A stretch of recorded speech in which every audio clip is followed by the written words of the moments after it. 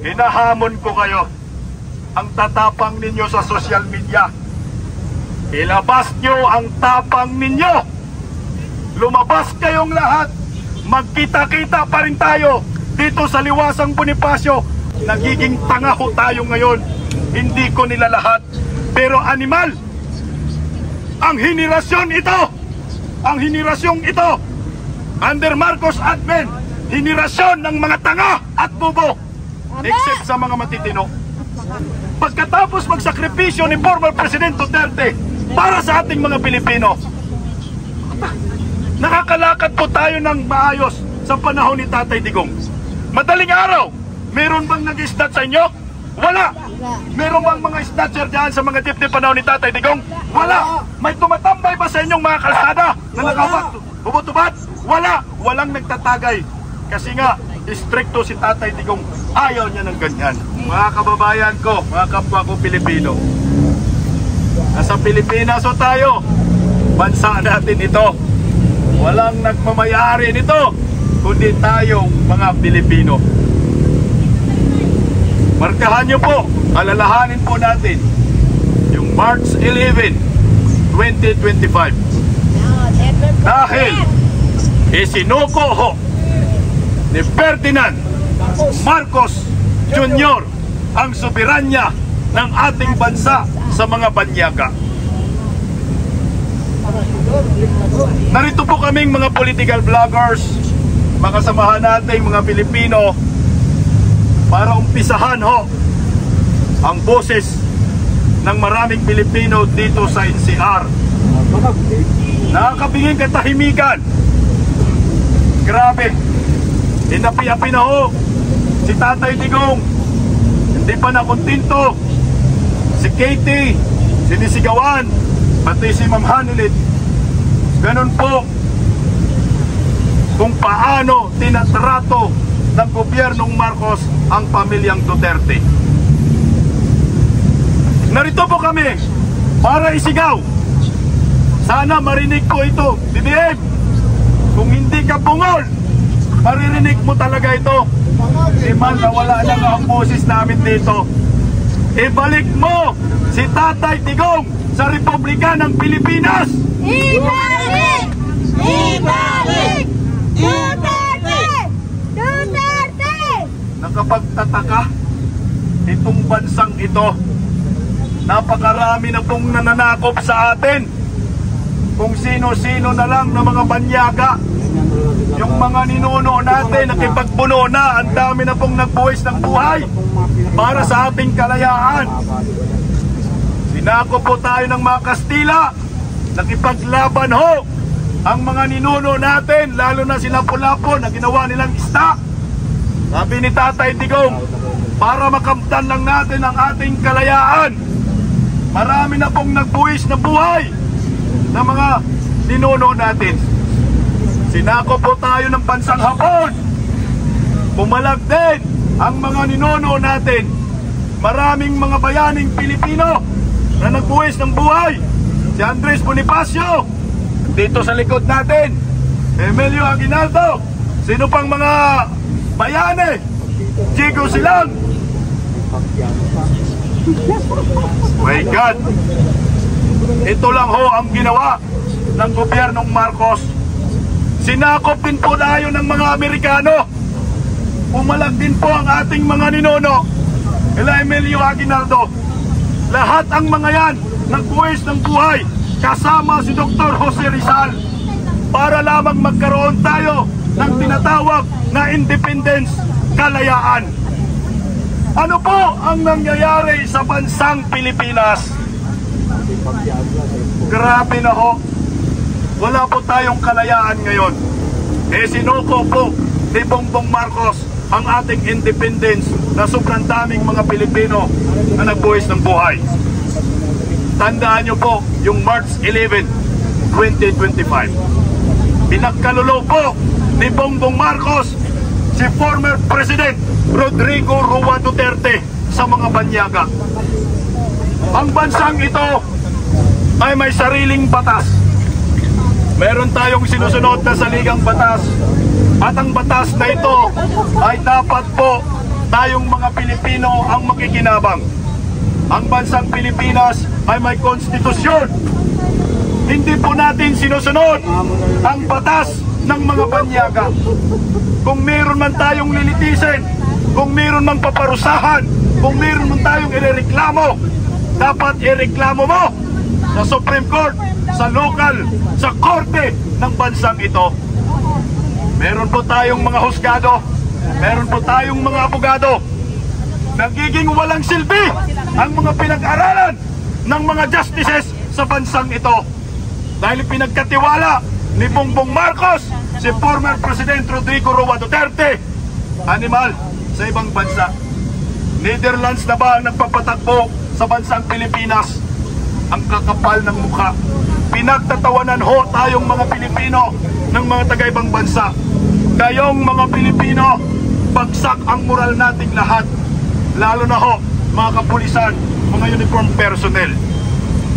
Hindi ko po nila lahat. Marami po tayong mga kaibigan ng mga uniform personnel, mga mababait. Pero, hindi nyo po kaya itong itanggi ng inyong tungkulin sa aming mga Pilipino ay niyurakan ho ninyo. Hindi po ho ninyo tinupad ang inyong pinanumpaang salaysay na to protect the Constitution at to protect the Filipino people. Former President Duterte, pinakain nyo po sa mga banyaga. Yung mga kapulisan, ulitin ko muli, marami pong matitino dyan, yung iba sumusunod lang.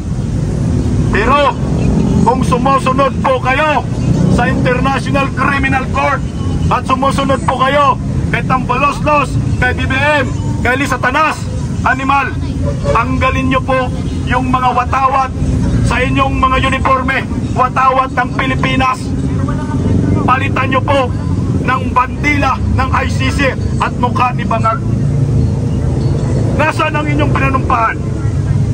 Magkaroon po tayo ng utang na loob kay former President Rodrigo Roa Duterte. Hindi lang ho mga kapulisan ang nakikinabang sa tapang at malasakit na si Tatay Digong, kundi tayong mga Pilipino. Hindi po ito usapin ng ikaw ay BBM supporters, Duterte supporters, or mga dilawan, pinklawan. Usapin ho ito ng pagka-Pilipino. Bakit ba nung si Tatay Digong ang naging presidente, hindi ba ho kayo nakinabang sa mga programa ng pinakamagaling na presidente? Hindi ba kayo nakinabang sa Belt program?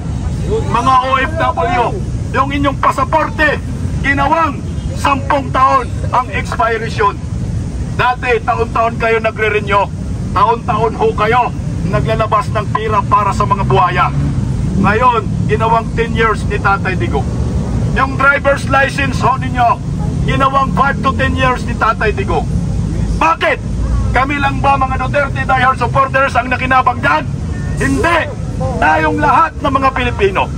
Nung pandemya, hindi nasaksihan po natin kung paano tayo inasikaso ni former President Rodrigo Roa Duterte.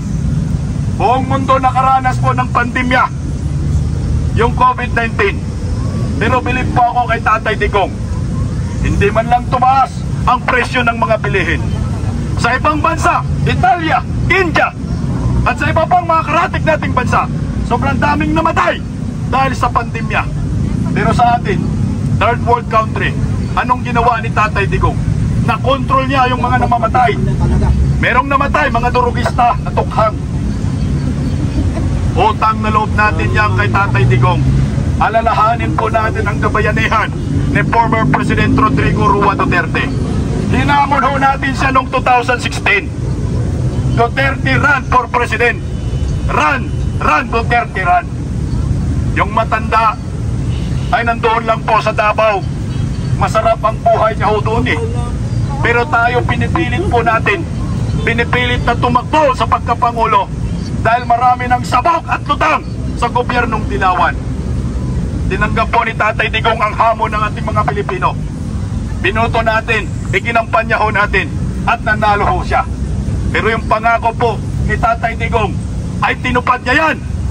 Lahat ng hamon sa kanya bilang isang Pangulo ng Republika ng Pilipinas, Tinupad niya ho yan.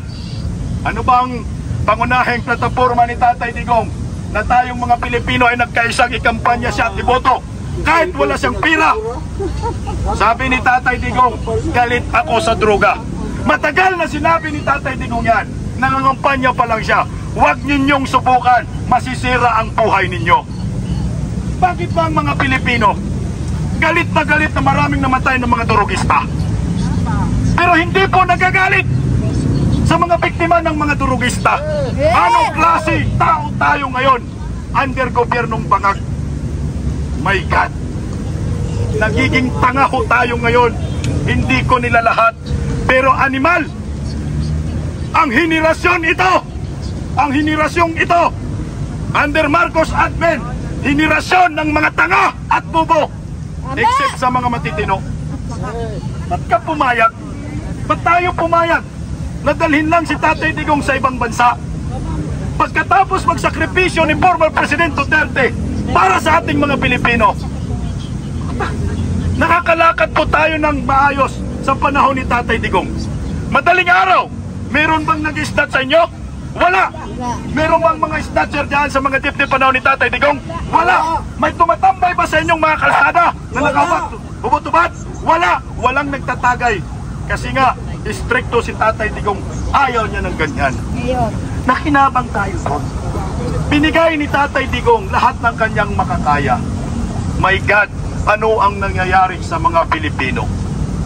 Mas ipinagtanggol pa ng mga banyaga si Tatay Digong kumpara sa mga Pilipinong tungaw. Uy! Pilipino ho tayo. Nakinabang tayong lahat kay Tatay Digong. Suklian ho natin ang kanyang kabayanihan at buwis buhay sa paglaban sa korupsyon, mga durugista, mga kriminal at mga smugglers. Emal, pag hindi pa kayo magising, iwan ko lang kaya. Real talk po yung sinasabi ko sa inyo. Hinahamon ko kayo, lahat ng mga Pilipino. Suklian natin si Tatay Digong sa kanyang sakripisyo. Mantakin mo mga kapulisan sa kabila ng ginawa ho ninyo kay Tatay Digong. At sa kabila ho ng inyong pagtrato sa kanyang mag-ina, inaalala pa rin kayo ni Tatay Digong hanggang sa huli doon sa Netherlands. Ang sabi ni Tatay Digong, yung aking ipinangako sa inyong mga kapulisan, nasagot ko kayo. Lahat ng kaso, ako ang mananagot. Muli nang pinanindigan. Pero bakit? Ito lang ba ang sukli ninyo? Tumayo po tayo sa sarili nating mga paa. Itayo po natin ang bandila ng Republika ng Pilipinas. Itayo po natin ang ating karapatan bilang isang Pilipino. Suklian po natin si Tatay Digong. Deserve ni Tatay Digong na tayong lahat ay magsilabasan sa lahat ng inyong mga tahanan. Mga retired personnel, militar, mga PNP. Duterte! Duterte! Duterte! Duterte! Duterte! Duterte! Duterte! Hinahamon ko kayo. Ang tatapang ninyo sa social media, ilabas nyo ang tapang ninyo. Lumabas kayong lahat. Magkita-kita pa rin tayo dito sa Liwasang Bonifacio. Bukas, alas 5, wala nang uwian ito. Kung hindi kayo nag-uumpisa nito, kami na lang ang mag-uumpisa para sa mga duwag ng mga taga-NCR. Mahiya tayo sa Visayas at Mindanao. Tumutugo na ho ang kanilang mga puso. Tumutulog po ang kanilang luha. Walang uwian. Lalaban tayo. Isigaw po natin. Ibalik si Tatay Digong! Ibalik si Tatay Digong!